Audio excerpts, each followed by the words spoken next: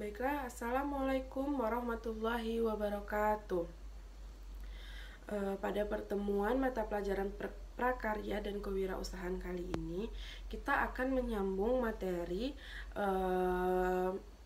minggu sebelumnya, yaitu tentang media promosi produk kerajinan. Nah, pada pertemuan kali ini adalah untuk materi 2 pertemuan, yaitu tentang fungsi, manfaat, dan pemilihan media yang tepat. Jadi pada pertemuan kali ini kita akan membahas media promosi produk kerajinan, tentang apa fungsi dan juga manfaat dalam melakukan promosi, dan juga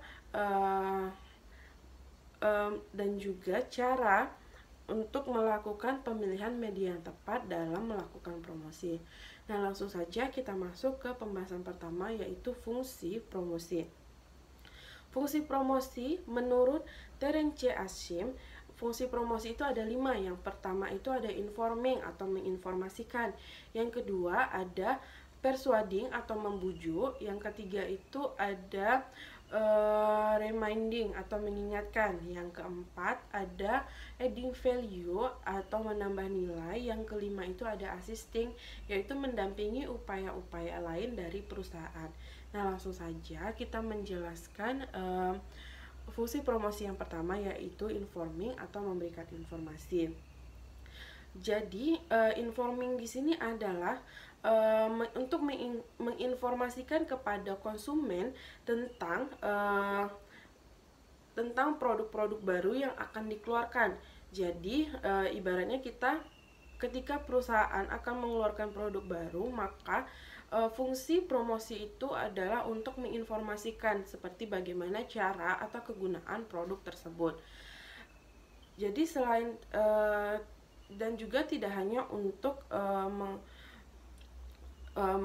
memberitahukan tentang produk-produk baru, juga mendidik mereka tentang berbagai fitur dan juga merek dari produk yang kita jual. Misalnya menginformasikan tentang keluaran HP terbaru, apa saja kelebihannya, dan juga apa saja bagaimana cara menggunakan handphone baru tersebut, dan juga memfasilitasi penciptaan citra sebuah perusahaan yang menghasilkan produk atau jasa.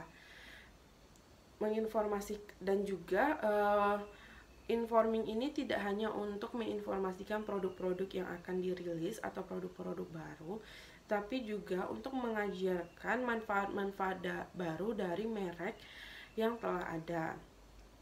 Nah, fungsi yang kedua itu ialah persuading atau membujuk. Jadi maksud dari persuading atau membujuk ini adalah media promosi atau iklan yang baik akan mampu mempersuasi pelanggan untuk mencoba produk dan jasa yang ditawarkan. Jadi fungsi promosi itu untuk membujuk pelanggan atau konsumen agar mau mencoba,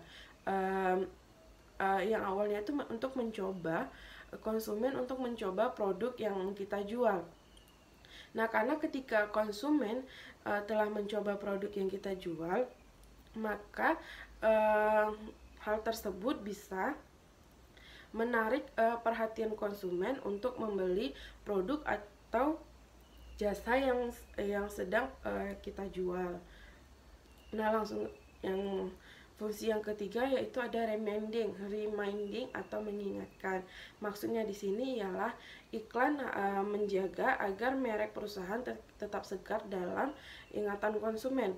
Jadi agar konsumen atau pelanggan tetap ingat pada produk ataupun merek dagang yang sedang perusahaan atau yang sedang kita jual.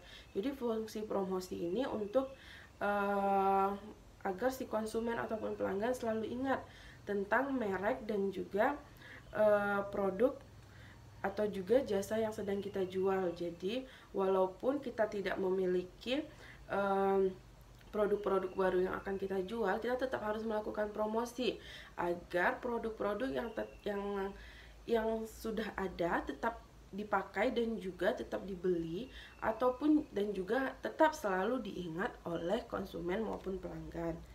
Nah, fungsi yang keempat itu adalah adding value. Adding value ini ialah untuk menambah nilai. Jadi untuk menambah nilai dalam produk maupun jasa yang sedang kita jual ada 3 cara. Yang pertama itu membuat inovasi. Jadi membuat inovasi terbaru bagaimana nilai, bagaimana harga jual produk ini bisa bertambah. Kemudian penyempurnaan kualitas. Jadi pada saat menjual barang ataupun menjual jasa, perusahaan ataupun si pelaku bisnis ini harus memang untuk meningkatkan kualitas produk yang dijualnya serta dan juga mengubah persepsi konsumen. Mengubah persepsi konsumen ini seperti apa? Misalnya saja yang awalnya produk yang dijual ini adalah makanan-makanan lama. Nah, bagaimana makanan atau makanan jadul ini bisa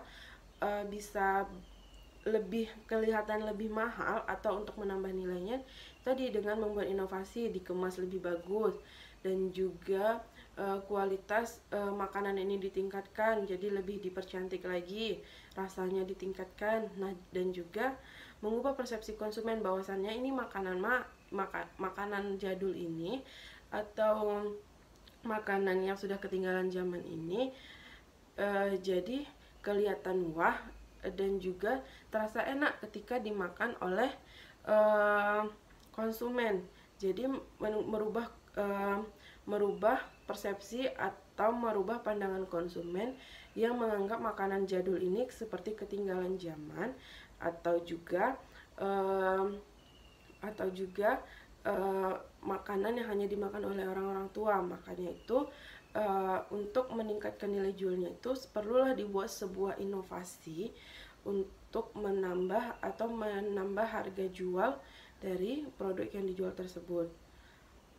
Nah, fungsi promosi ini menyebabkan merek dipakai lebih elegan, lebih bergaya, lebih bergensi, dan juga bisa lebih unggul dari tawaran perusahaan lain. Nah, fungsi yang terakhir itu adalah assisting, yaitu mendampingi upaya-upaya lain dari perusahaan. Jadi dengan adanya promosi, unsur penjualan tak butuh lagi bersusah payah guna menghabiskan waktu untuk menjelaskan kelebihan dari sebuah produk yang mereka jual.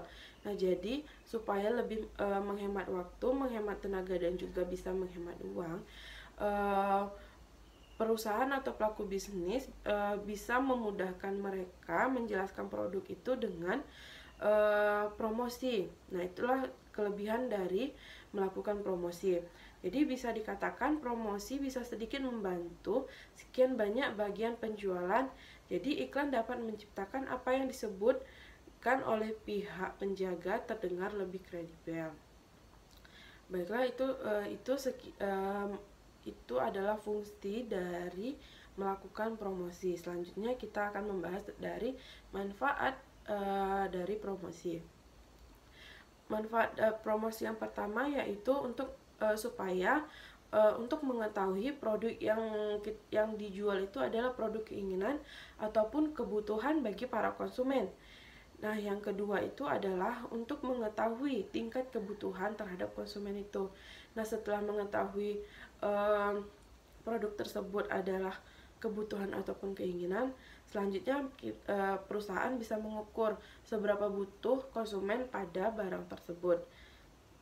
Yang ketiga itu untuk memahami cara mengenalkan dan menyampaikan produk sehingga sampai kepada konsumen, sehingga pesan tersebut sampai kepada konsumen.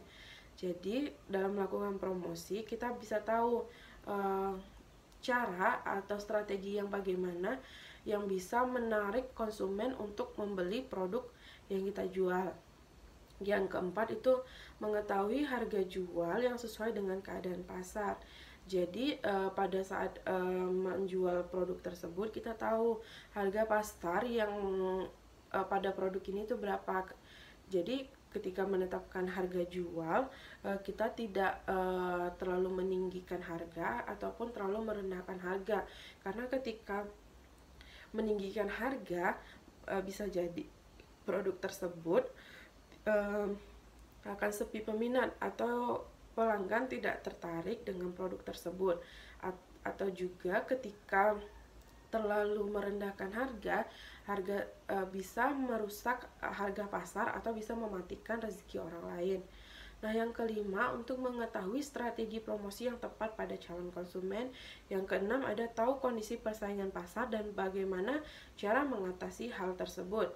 Yang keenam, untuk membangun image atau membangun merek dagang yang baik pada produk tersebut.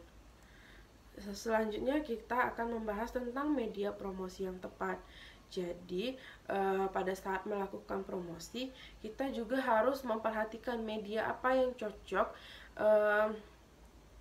media apa yang cocok untuk kita gunakan dalam melakukan promosi tersebut.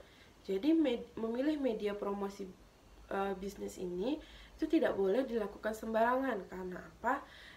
Jika penggunaan media tersebut menyedot anggaran, ketika salah memilih media, maka akan menyebabkan kerugian pada perusahaan tersebut.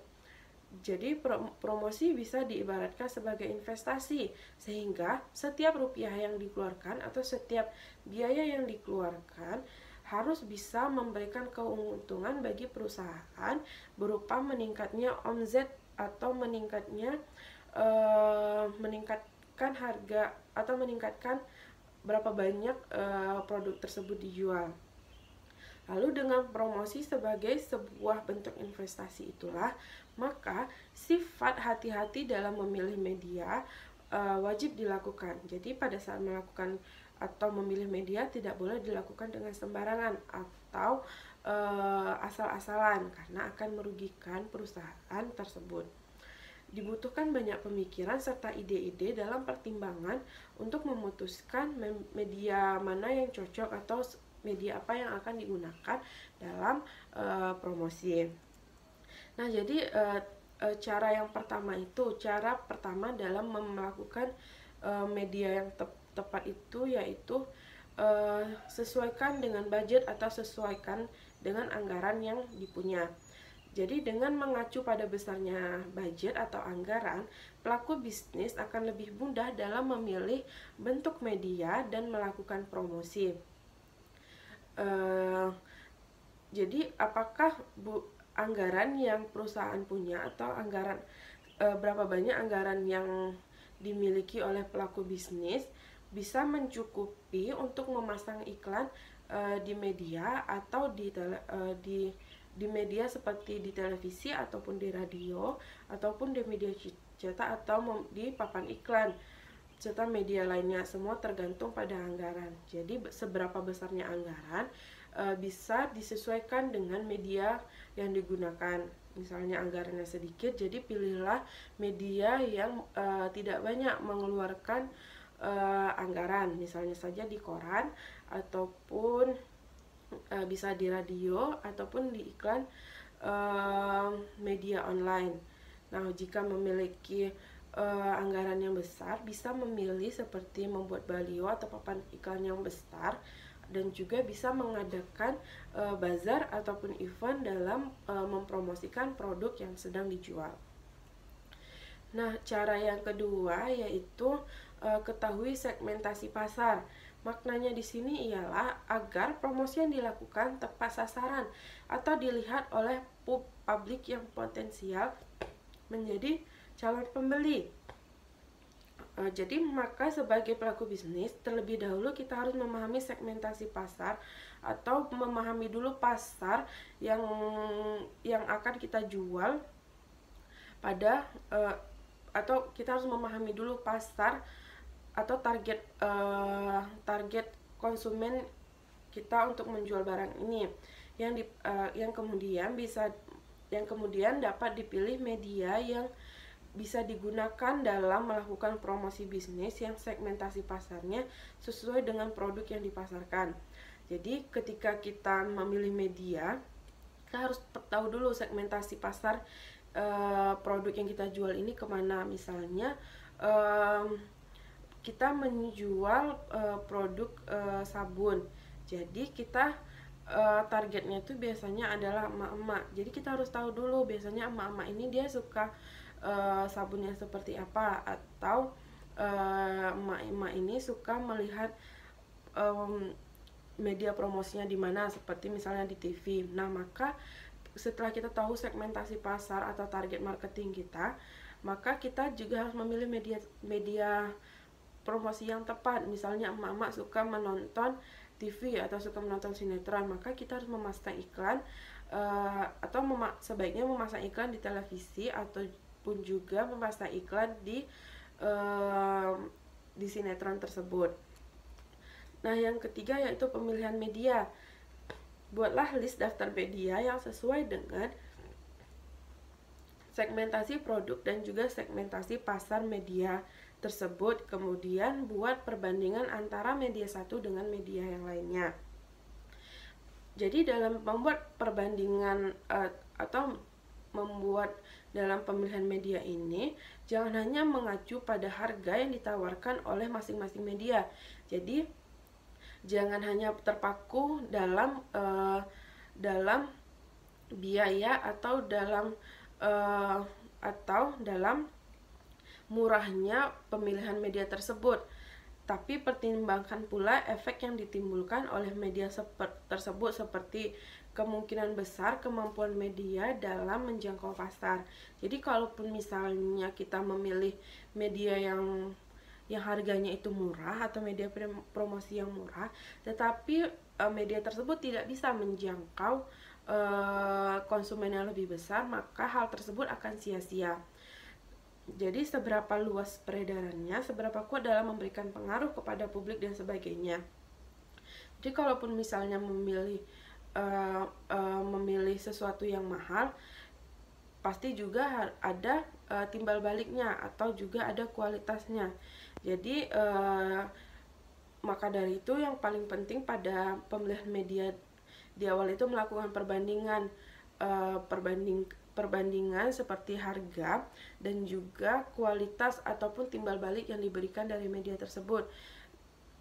Jadi jangan hanya berfokus pada anggaran saja atau biayanya saja, tetapi juga dilihat seberapa pengaruh atau seberapa menarik media yang kita gunakan ini. Jadi kalaupun misalnya melakukan media promosi yang harganya mahal, tapi dilihat juga media promosi yang dipilih yang harganya mahal ini bisa nggak menarik pengunjung lebih besar. Nah, kalau bisa menarik pengunjung lebih besar atau bisa kemungkinan menaikkan harga jual, maka tidak salah untuk memilih media promosi yang mahal ini. Yang terakhir itu ada membuat materi iklan. Jadi maksud membuat materi iklan di sini ialah harus disesuaikan dengan media yang akan digunakan.